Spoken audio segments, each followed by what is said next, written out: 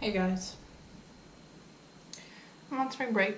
Well, spring break's almost over by now, but I thought this would be a good time to tell my story because it's been a very emotional week. And by my story, I mean what happened after high school or senior year to now. I was with someone who seemed grand at first. It's very nice, charming, funny, all that good stuff in the beginning.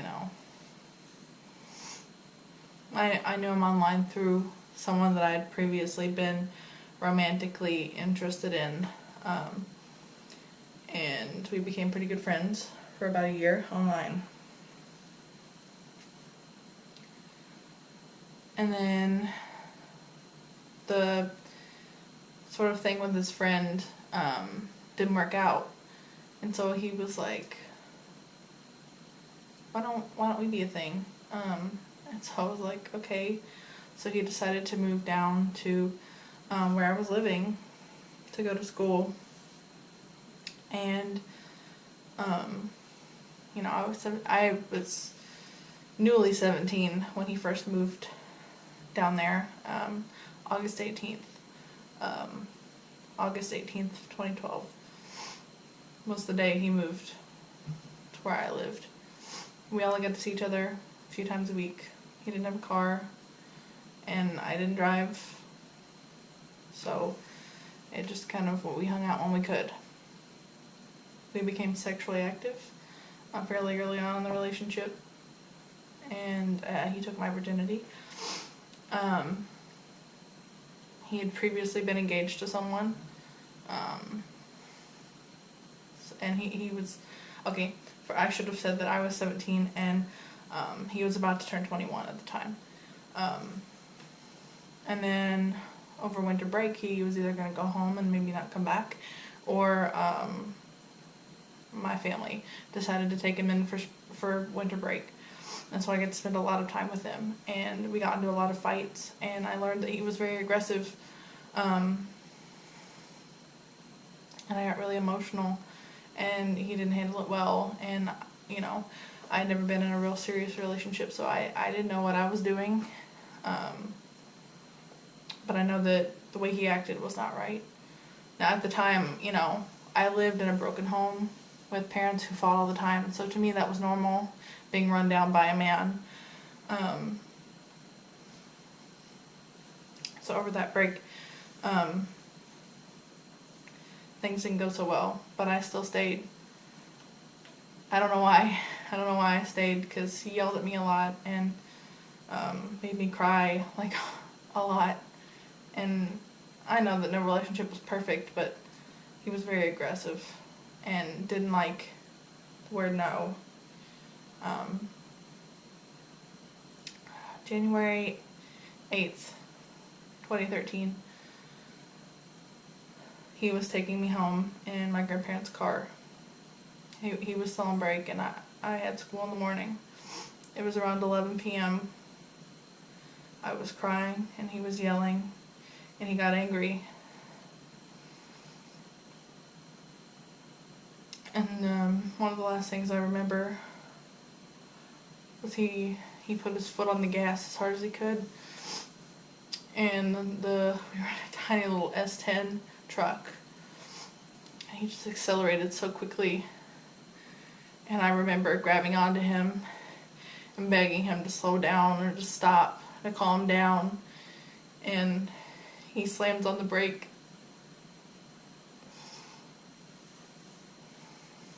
And I don't remember really what happened after that, other than we hit a tree. And we were going this way. But the truck, when it hit the tree, was facing the opposite way.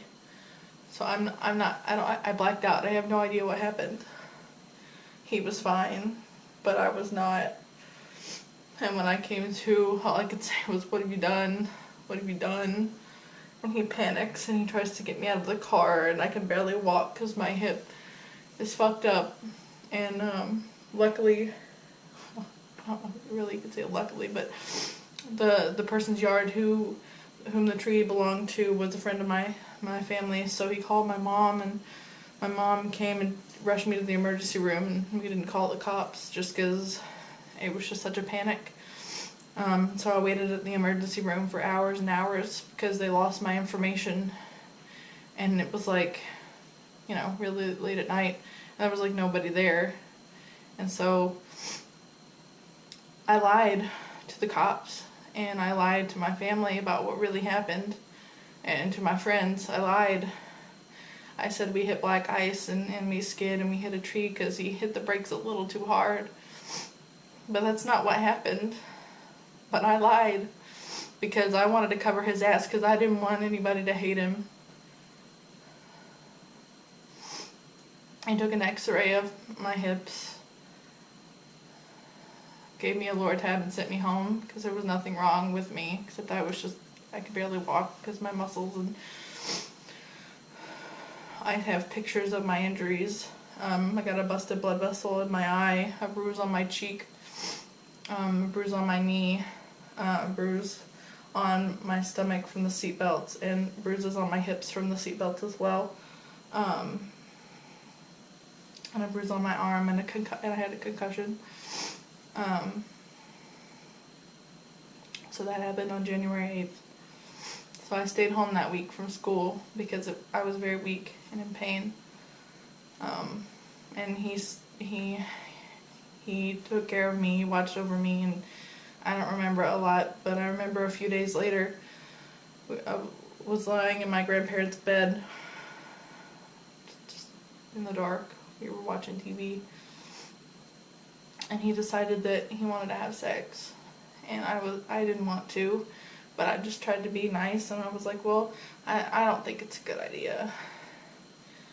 But he was like, oh, it'll be fine. And I was like, you know, I think I'm fertile right now, and I don't think it's a good idea. And he decided he didn't care. He didn't go get a condom, and he didn't pull out. And I just remember the whole time I had my face leaning this way, and I was crying. But he couldn't see me because it was dark. I'm pretty sure that happened on January 10th.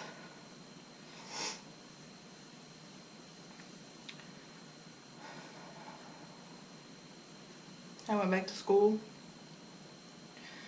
you know, told everybody what happened, my little story, and people kind of questioned it. It sounded a little fishy, but, you know, I went with it, and he went with it, and oh, I'm sorry, you know, trying to kiss my ass to make it up to me. Few months roll by, and I don't get my period. I just try to ignore it. I'm like, well, you know, maybe it was just stress from the accident. Around Valentine's Day, I took a pregnancy test, and it came back positive. And I had class that night. I was taking a college class, and I was in his dorm room. And we looked at it together, and I panicked. My life was over. I was a good student. I had a really good reputation. I busted my ass to be a good musician and a good student. I thought my life was over. No one's ever gonna look at me the same. What's wrong with me? So I didn't go to class that night, and I almost failed that class because of that, because it was the night I was supposed to give a speech. It was oral comm, but I couldn't go. And I didn't tell them, you know, I could have probably been honest to the professor, and he would have been understanding, but I was afraid. So I didn't tell anybody. I was like, what am I gonna do? You know, we talked abortion, but I was 17, and you have to have one parent's consent, and it's really hard to get an abortion in Kentucky anyways. So I just pretended like I wasn't pregnant. I repressed it. I didn't think about it. well, I did think about it, but, you know, I started having morning sickness. My friend thought it was kind of fishy. My mom was like, so, you know, you got your period? I'm like, oh, yeah.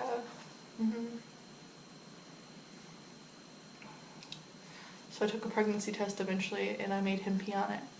So it came back negative, and I showed my family.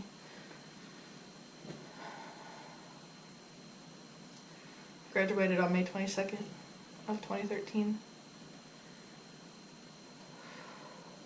A few days before then, I was at my grandparents' house with him. I was painting my nails. And I hadn't been home because I had just been staying with my grandparents. My mom calls me. She said that they found the pregnancy test that I had left in a purse in my room. My dad was going through my stuff to find pills. And they were like, well, is it yours? And I froze. And I was like, no. Well, is it a friend's? And I just kind of avoided. I didn't know what to say. I was shocked. I didn't think they'd ever find it. I didn't think anybody would ever find out. So I just avoided them. A few days after graduation, my dad was like, he confronted me about it, and I was like, yeah, I think I'm pregnant. And so my mom took me and him to an appointment, and we were having a girl. I was about 19 weeks already. So around September, I finally announced, and everybody was taken aback, like, there's no way you're pregnant. You know, you're a goody-goody two-shoes. There's no way. My pregnancy was horrible. I spent a lot of the time crying and holding my belly and apologizing profusely to this fetus that I was about to bring into this world. This stressful world. My family told me that we had to get a place of our own. So we did. I took my first semester of college off to have her, and I had her. And it was fun, I guess, you know. He just kept wanting me to move up with his family. He was like, I hate it down here. We'd be so much better off up there. And I was like, well, my friends are here. And he didn't really seem to care. He just pushed and pushed and pushed. And finally I said, okay, we'll move. So halfway through my first semester of college, I dropped my major because I was too anxious to practice my instrument. And I couldn't focus on anything. And he was becoming even more aggressive. He would yell at me over stupid things, and he would take my phone. I remember one night I was gonna call my Nana and tell her to come get me so I could go sit at her house for a little bit. And he said no. And he took my phone. And I got really upset about it, and I was like, you can't do that. But he did. And so I remember somehow I made it in the bedroom, and we were arguing more and more, and I was holding her, and he throws my phone. It goes right past my head, bounces off the wall, and almost hits my baby. Another time he pushed me while I was holding her. He would always apologize a lot afterwards. He'd be like, I didn't mean that. I didn't mean to hurt you. I'm sorry. When we moved, we announced to my family that we're moving the weekend that my family's house burnt down. It was April 29th, 2014. My family's house burnt down, and we told them that we were moving. So we moved in May or June. Completely isolated from my friends and my family. I cut a lot of people off.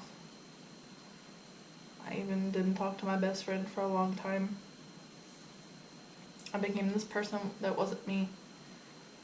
I went into survival mode. All I knew how to do was take care of my daughter and go to school, and that's what I did. I was hurting. He would rarely want to lay down and cuddle with me. He said his back would hurt, or he just didn't like laying down for too long. He liked sitting at his computer playing games or watching shit with his friend or doing whatever he did. Almost every video and picture I have of Ellie has him in the background on his computer.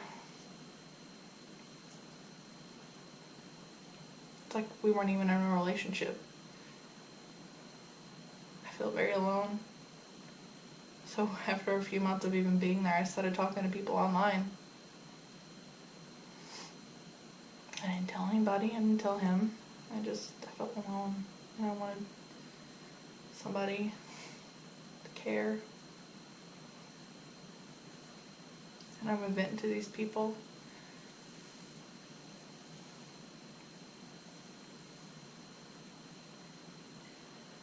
And there was this one person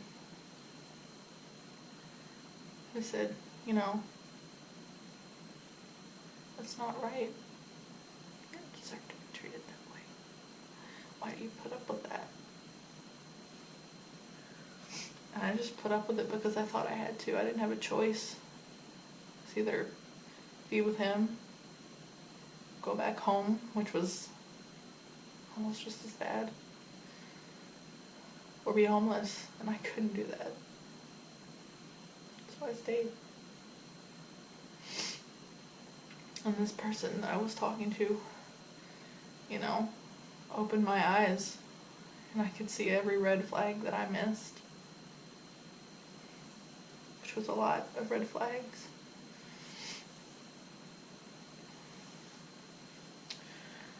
The Christmas before that, February, on Christmas Day, we got into an argument, and I just completely kind of shut down. And sometimes when I get really depressed, I will become kind of mute and I won't talk.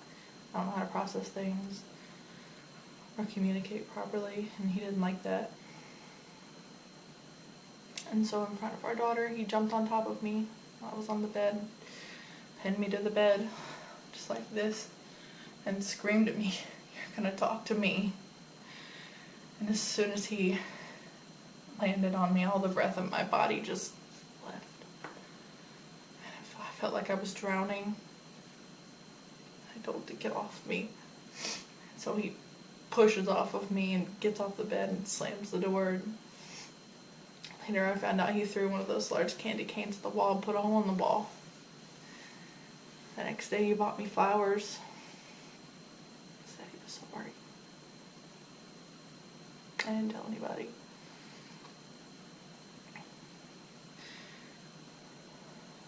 But as I kept talking to this person later on after that, it just opened my eyes. I was like, I gotta do something. You know, and I just started to mentally think about, what am I gonna do? Where am I gonna go? And so I wrote a letter to the guy that I was with. Trying to make him aware of the monster that he was.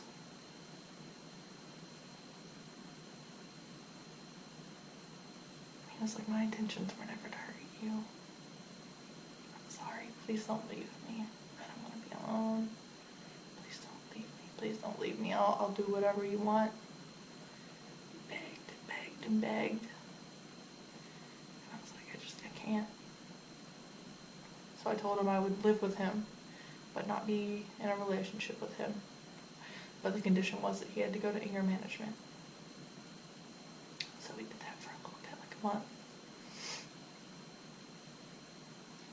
And he would say, anger management's stupid.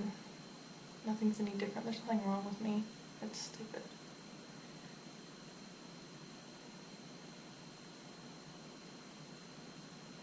He went away one weekend after we broke up, and he came back, and he was all in my business, asking me all these questions, and I'm like, I don't have to tell you. I'm not in a relationship with you. I don't owe you anything.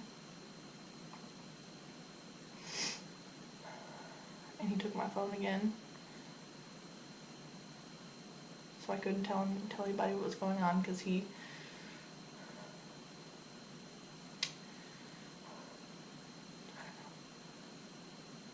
and so I told him, I was like, you know, I don't know how much longer I'm going to be here. His face just went white, and I told him, I was like, yeah, I'm going to go home for the next few weeks. Just before then, after I'd already broken up with him, I think it was May 23rd, he jumped on top of me again because I told him I didn't want to watch anything with him, because I was watching SNL skits, and he wanted to watch with me. He wanted to lay down in bed and watch with me, and I told him no. He didn't like that. He stormed off and then came back and jumped on top of me and squeezed my hand so hard he left a bruise. And he just yelled at me. I don't even remember what he said. He just yelled so loud that my ears were ringing. And I documented that and posted on Tumblr exactly what happened. The date, May 23rd, 2015. And then soon after that, he made that trip and came back, and I told him that I was leaving. And so he was like, okay, well, if you're leaving, I'm going to go take my daughter to my sister's house so that, you know, they can have some time together before you take her. So I said, okay. And I didn't know that I wouldn't see my daughter for 3 days. When he did that, I panicked. I called my family, and I called one of my friends, and they came over, and they were like, you need to file an EPO. And I was like, you know, I don't want to do that. You know, I don't want to, you know, make things worse. Well, I should have done that. Because he filed an ex parte motion on me saying that I could not relocate with her outside of the county of, well, I can't tell you, but outside of the county that we were living in. So and it was already in the evening, so I couldn't go to the courthouse and file something, you know, file that EPO, because I didn't know, he wouldn't tell me where they were, where she was, how she was doing. My family drove up there, and the next day we went to the judicial building, and I filed a DBO, an EPO, and an ECO, which is like emergency custody, emergency protective order, and a domestic violence order.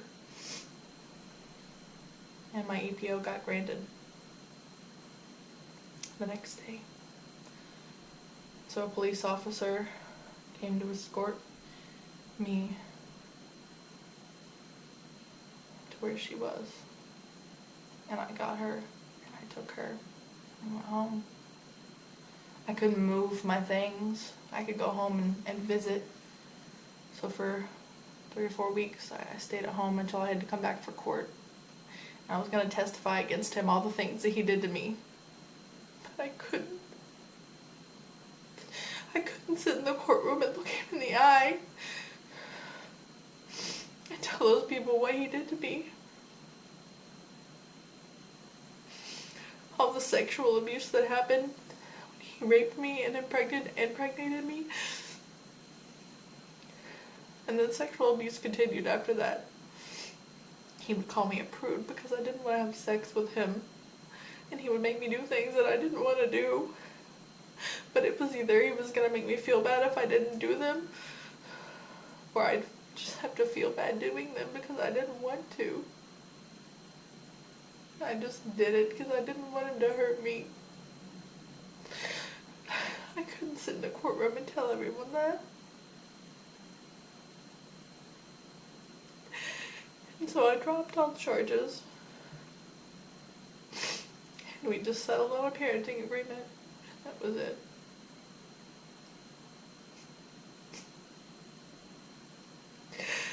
Every single day, I'm constantly reminded of those things he did to me.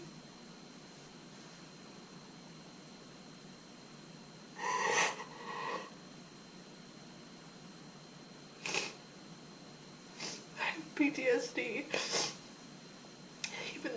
Even things that he liked, or I don't know, stupid things can remind me of him, and it'll just take me right back to being there.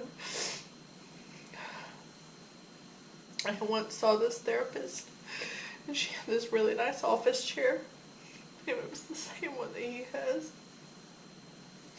And all I could do was stare at that chair and think about how much I hated that he spent way more time in that chair than he ever did with me.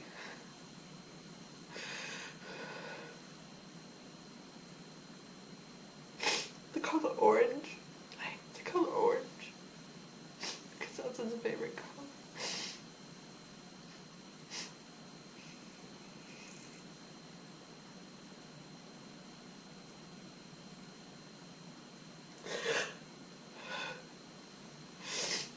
I've repressed so much of what happened that I can only really recall what I told you.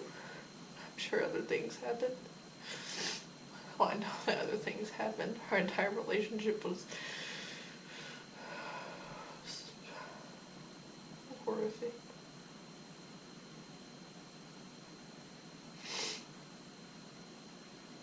There was even one night where verbally he was just running me to the ground and yelling at me, and I remember holding my baby in my arms. She's crying and I'm crying, and I'm telling him to calm down because he's upsetting her, but he just keeps going and going, and he tells me I'm weak because I'm depressed and I'm anxious. He tells me I'm weak because I am mentally ill. I am weak. And then when I called him out on that, in that letter that I wrote him, he was like, oh, well, I didn't mean that.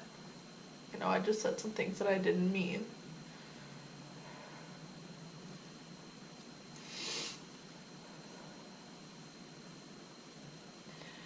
About a year after I left him,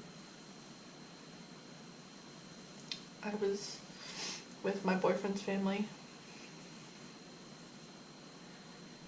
all alone in their house. I get this call from him,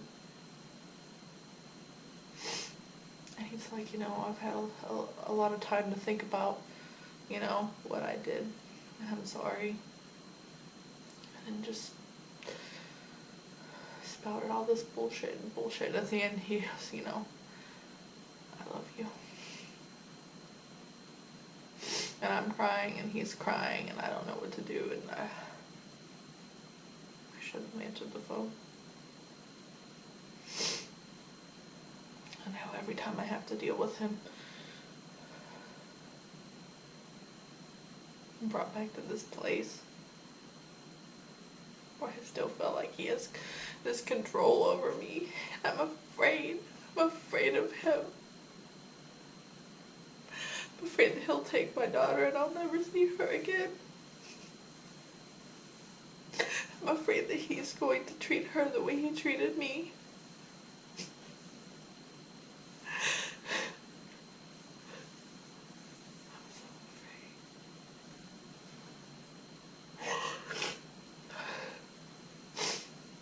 Try to act strong and confident on my social media. And I know I tell you guys about my bad days, but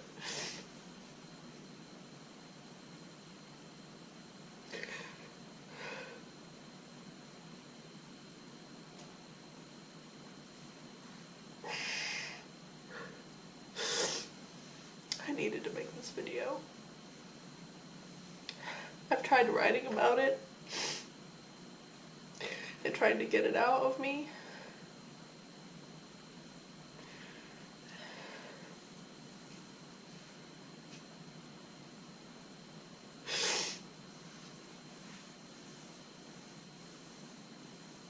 So these past few years I've been trying to recover. And I'll have to recover for the rest of my fucking life.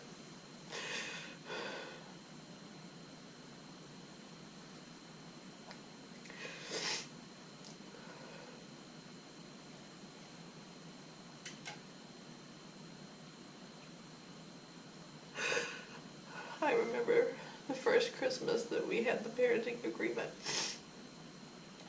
I was supposed to have her on Christmas Day and him have her on Christmas Eve.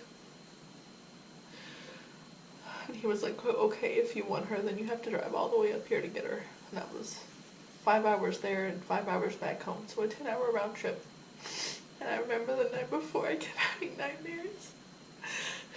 of like, I would go to get Ellie out of his car to bring her to our car, and I just had a nightmare that he raped me, and I was so afraid that day to go up there and pick up my daughter.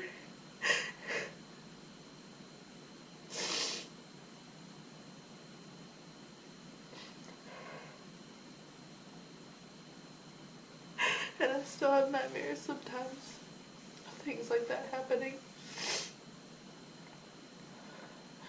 Or him just completely just ruining my life over and over and over and over again.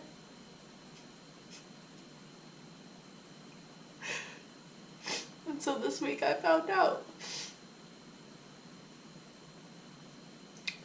this person he's with right now posted something on one of their social media accounts that apparently he's saying that I abused him.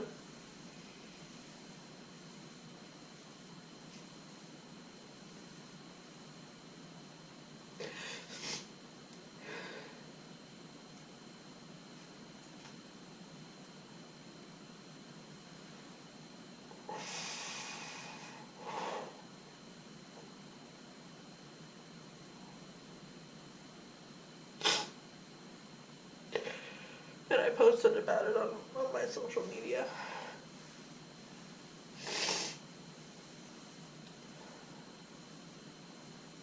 Because it needs to be known that what he did is not okay. And that he's not a victim.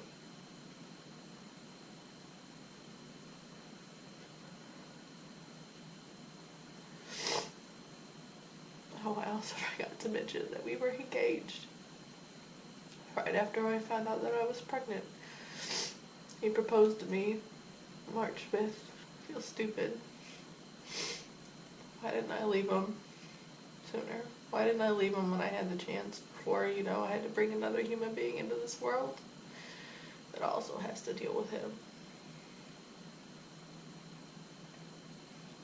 I will forever be eternally sorry. I know that it wasn't my fault. But my daughter has to suffer now too.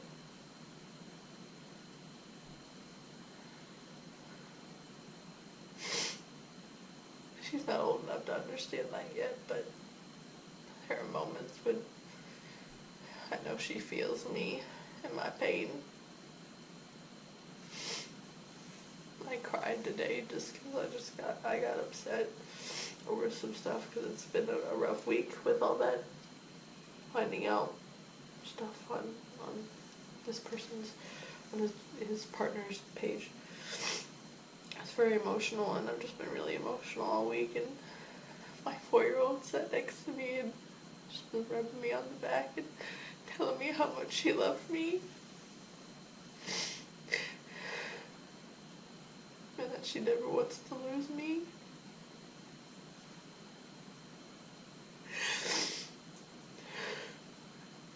And that she doesn't want to leave me. And that it's gonna be okay. And she'll always love me no matter what.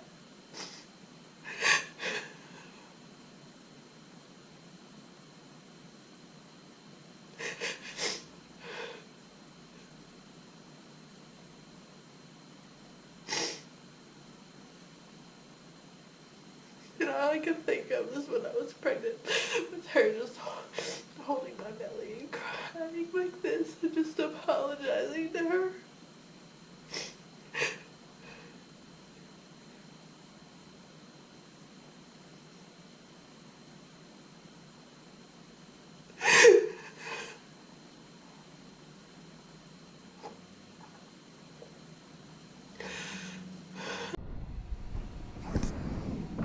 Thanks for watching.